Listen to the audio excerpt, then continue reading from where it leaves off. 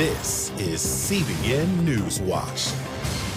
Thanks for joining us for CBN NewsWatch. I'm Wendy Griffith. Today is Thursday, January 29th. The Middle East entering a critical moment as the United States and Iran trade sharp rhetoric. Israel is closing a chapter with the return of the last hostage from Gaza, while a new report reveals a surge in global anti-Semitism. Middle East correspondent Joshua Swanson has our top story from Jerusalem. There are reports this morning that Iran's failure to respond to President Trump's calls to negotiate on limiting its nuclear weapons and ballistic missile program has the president considering a military strike to create conditions for regime change in Iran. In a Truth Social post Wednesday, Trump said a massive armada is headed to Iran, calling on Tehran to negotiate immediately. He urged Iran to come to the table and agree to no nuclear weapons. Trump also issued a stark warning, saying if Iran does not make a deal, the next strike would be far worse than Operation Midnight Hammer, last year's attack on Iran's nuclear facilities. The Iranians reportedly rejected those conditions, responding with hostile rhetoric. Iran's foreign minister responded on social media, saying Iranian forces are prepared to immediately and powerfully respond. A senior advisor to Iran's supreme leader warned that any U.S. military move would be met with an immediate and unprecedented response, including strikes on Tel Aviv. Hezbollah's leader says the group is also preparing to retaliate in the event of a U.S.-Israel attack on Iran. When Trump or anyone else threatens to kill the leader, that means he's threatening tens of millions. We are committed to carrying out all the measures and preparations to confront this threat. In Israel, the last hostage held in Gaza has now been laid to rest, and the clock in Tel Aviv's Hostage Square has been turned off. The sister of hostage Ron Gavili described what the moment meant to her family. On October 7th, the clock didn't stop. Our clock stopped. Ronnie went out, fought, saved, kidnapped, and returned. And now we can really stop this clock for a moment, and we can move forward. Israeli Prime Minister Benjamin Netanyahu spoke at Ron Gavili's funeral, saying the return of the last hostage marks a transition in Israel's mission. We achieved what we had prepared for 843 days, to bring all our brothers and sisters home. We're also committed to our other goals, disarming Hamas, demilitarizing the Gaza Strip, and we will achieve this as well. A new report from Israel's Ministry of Diaspora Affairs warns of a sharp rise in anti-Semitism, recording 815 severe incidents in 2025, including the murder of 21 Jews, up from just one in 2024. The highest numbers were in the United States, the United Kingdom, France, Australia, and Canada. That growing threat may have been seen last night in New York, where authorities are investigating a possible hate crime after a man repeatedly rammed his car into the Chabad Lubavitch World Headquarters while people were gathered for prayer. Police say it is too early to determine motive, but Mayor Mamdani said the city is taking the threat seriously. Any threat to a Jewish institution or place of worship must be taken seriously. Anti-Semitism has no place in our city. Joshua Swanson, CBN News, Jerusalem. And our CBN News Middle East Bureau Chief Chris Mitchell is with us now from Jerusalem. Chris, great to see you as always. Chris, let me ask you, is President Trump sending mixed signals, and why? Well, he does seem to be doing that, Wendy, and it really seems to be similar to how we handled Iran's nuclear program last year. That was in Midnight Hammer, came in June of 2025. He first gave them an ultimatum. He actually gave them a timetable.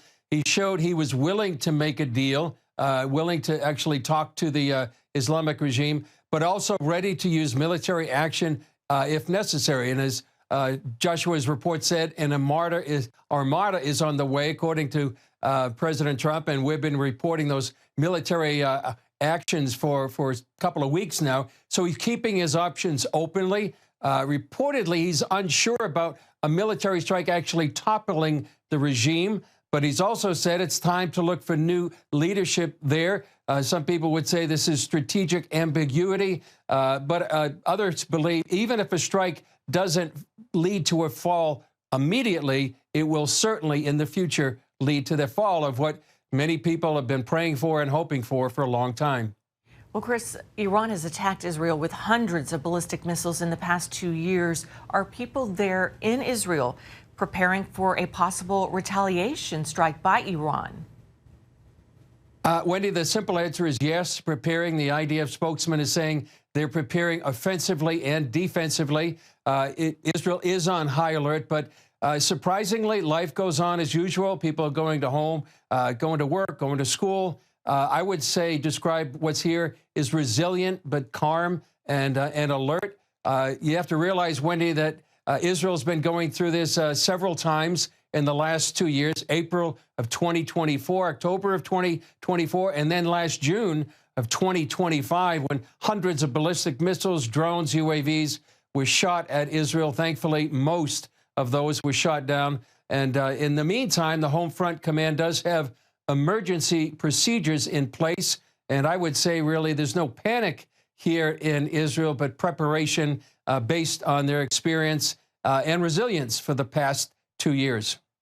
And what about Syria? Chris, what's at stake in this conflict for northeast Syria right now? You know, Wendy, if Iran wasn't on the table right now, this would be the main story in the Middle East. It could lead to the fall of northeast Syria, where there was an autonomous region for more than 10 years. It was a democratic government.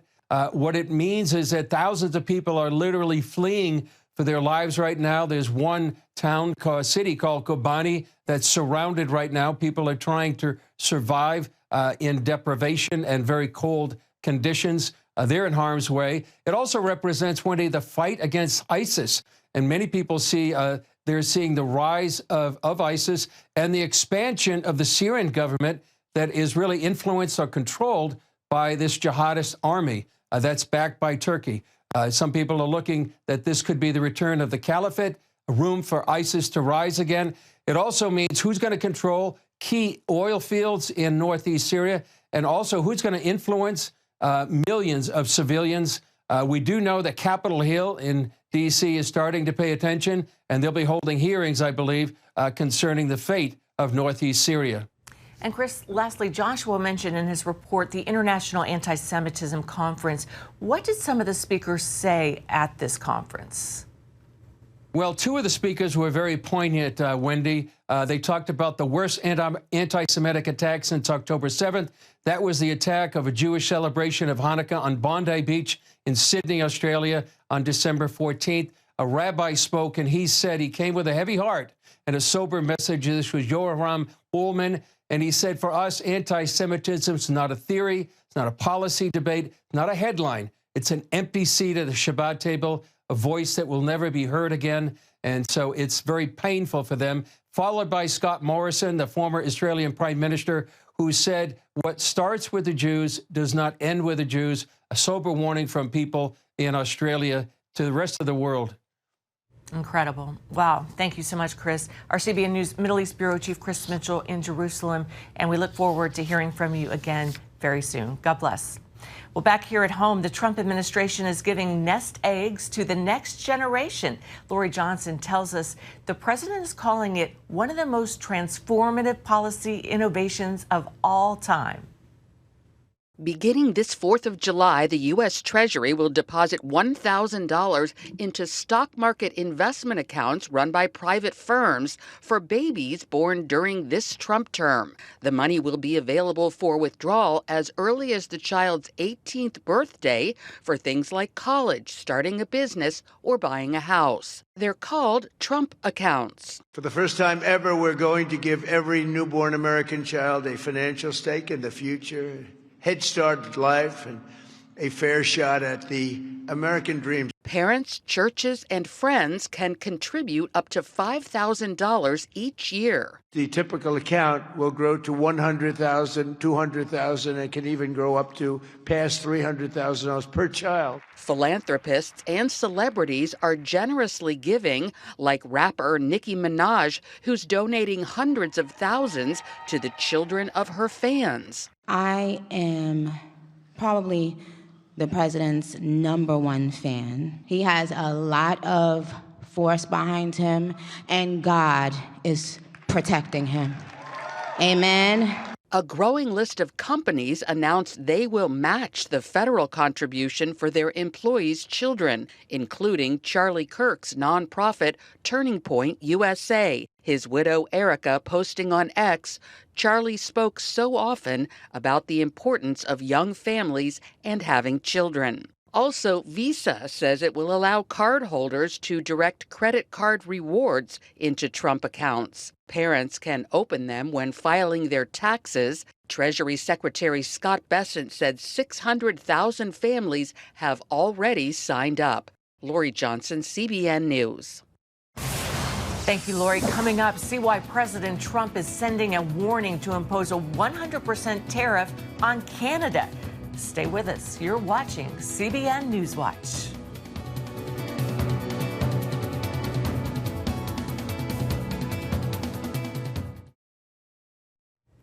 Welcome back to CBN NewsWatch. Banning Chinese rolling spy machines from U.S. shores.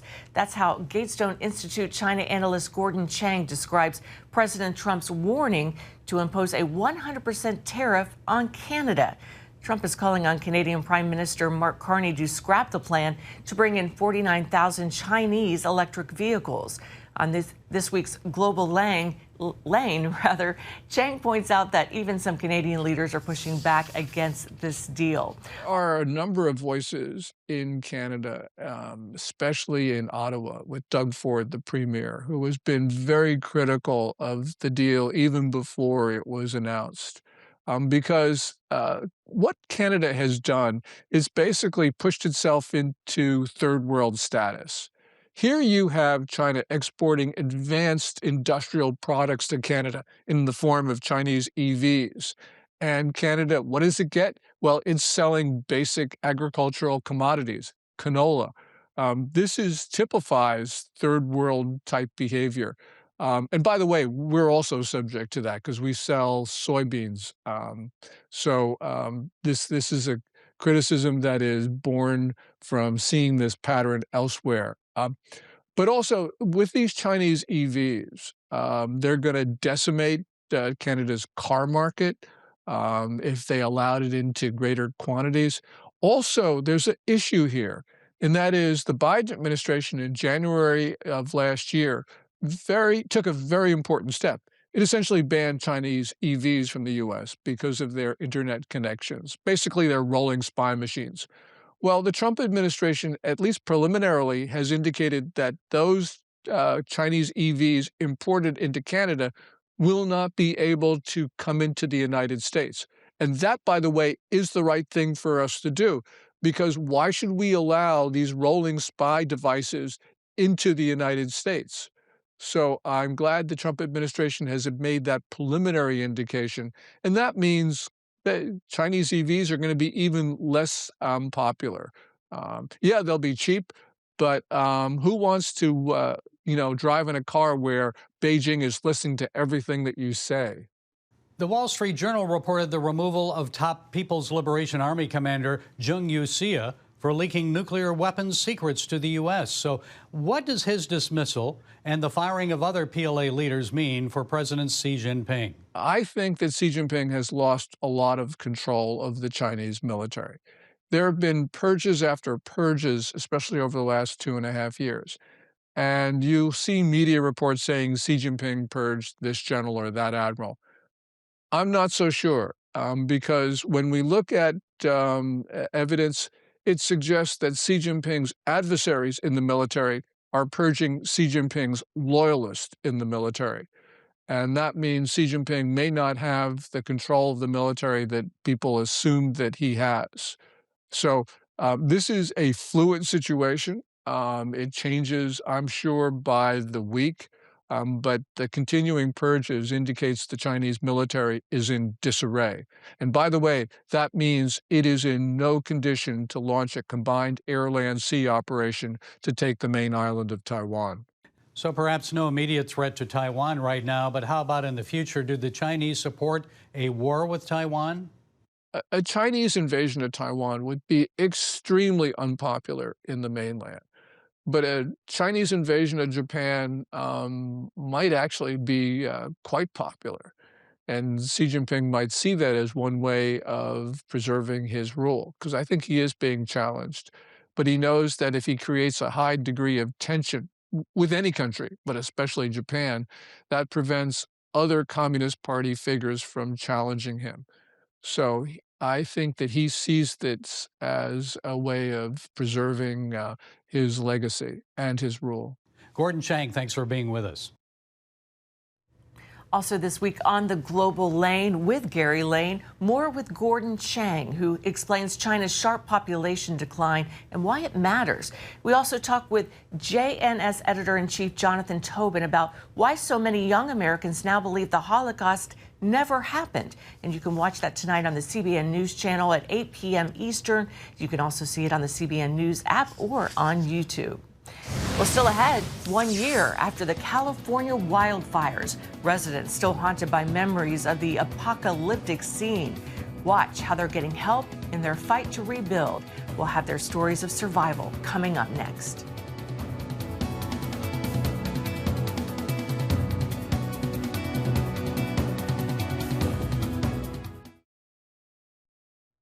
Last year, deadly fires tore through several Los Angeles communities, destroying 19,000 businesses and homes. Most victims lost everything they owned. CBN's Paul Petit talked with two people who share their stories of surviving the fires and God's faithfulness in the aftermath. Wildfires driven by powerful Santa Ana winds scorched more than 15,000 homes here in January of 2025. 1 year later, in two of the hardest-hit communities, Blake Mallon and Michael Linares stand on the empty lots where their homes were destroyed. I have two little ones, and they talk about how they want to come back. Miles apart, their stories unfold differently, but the photos and home videos they took show the loss is the same. You see every one of the palm trees, lit up like literal matchsticks. You see embers launching off the mountain behind my house. It's apocalyptic. Blake's Pacific Palisades home and his family's life savings stood directly in the fire's path. Like thousands of other Californians, he had been dropped from his homeowner's insurance. Across Los Angeles, flames rush from the Altadena foothills toward Michael's family compound. 12 relatives, 2 homes, including one just finished. We got a call at 3 in the morning telling us to leave. Michael and his wife were vacationing in Guatemala. Back home, his family joined nearly 200,000 people forced to evacuate, and many would return to ash and debris. Oh, my house. It took us 4 years to build. From ground up, we didn't take out loans, we sweat, we did it all by ourselves. In Pacific Palisades, Blake joined neighbors fighting hot spots with a garden hose. And the water just stopped. Then embers ignited Blake's attic. Firefighters arrived, but conditions were too extreme. I watched them pull out chainsaws out of their truck and tear out trees, run hoses through my house. Couldn't keep it. For Michael, the loss went beyond his home, taking his vehicles, landscaping tools, and equipment. Basically, my whole business burned up in 1 day. Since then, just getting by has been the priority. The Linares family split between temporary homes, the Mallons renting, unsure what comes next. And both say compassion met them in the ruins. For those that are continuing to message. Blake shared his story online. The response was unexpected. It was like a waterfall, tens of thousands, literally, of messages, right? People sending prayers, people reaching out. I mean, everywhere. It was an overwhelming inundation of like love and kindness and caring. For the Linares family, help came through Bel Air Church and local partners. There was a shortfall in the insurance, so they got a portion of the home that came up short $150K. So through Bel Air Church, the generosity of Operation Blessing, people giving, organizations like Door of Hope in Pasadena, we were able to help meet that $150,000 gap. Spiritually, our faith has grown so much because we've seen God work through other people to show us that He has not abandoned us. For the Mallons, rebuilding without insurance was simply too costly. The path wasn't clear. Like, couldn't figure it out. So we got to a point where I was just like, now's not the time. And we're going to have to just let go. Then inexplicably, Blake received this postcard in the mail showing the lot right next to his for sale. He and his wife came out to meet the real estate agent and then learned the home that survived the fire just 2 doors down from where they lived was up for sale. Not only was it the same street, not only was it 2 doors down, it's a floor plan match of our house. So we walk in, we're like, feels like home. The sale of their lot made the move possible. 1 year earlier, Blake fought flames here with a garden hose. No idea in those moments I'd be saving the house that my family would be moving into 12 months later. The Mallons moved in just before Christmas. For everybody on the same journey, like that's the message in it. It's have faith, keep moving, don't force, let go. Back in Altadena, Michael is working again and finishing the rebuild of his home destroyed in the fire. Both families say while the road has been hard, it's been paved with hope. Honestly, it has reassured our faith more than ever. You learn to trust that even though it might not look like the path is unfolding the way you want it to, that doesn't mean that the path that's meant for you is not unfolding just the way it's designed to. It's just sometimes you got to walk a little further and a little further and a little further until you actually see it. In Los Angeles, Paul Petit, CBN News. Walk a little further till you actually see it. Such a great story. Thanks, Paul. And stay with us. You're watching CBN NewsWatch. Well, many children, adults, and even animals have found ways to have fun in the snowy weather that hit most of the United States a few days ago, like this polar bear named Coda at the Memphis Zoo. He's enjoying time rolling around in the fresh snow left after the winter storm. He's all stretched out there. Well, this is nothing new for Coda, as he is known for his active, playful nature, and he is a polar bear. Well, that looks like fun. Well, that's going to do it for this edition of CBN NewsWatch. Remember, you can find more of our news programs on the News Channel anytime we're online with CBNnews.com. We hope you'll join us next time. Have a great day, and from all of us here, God bless you.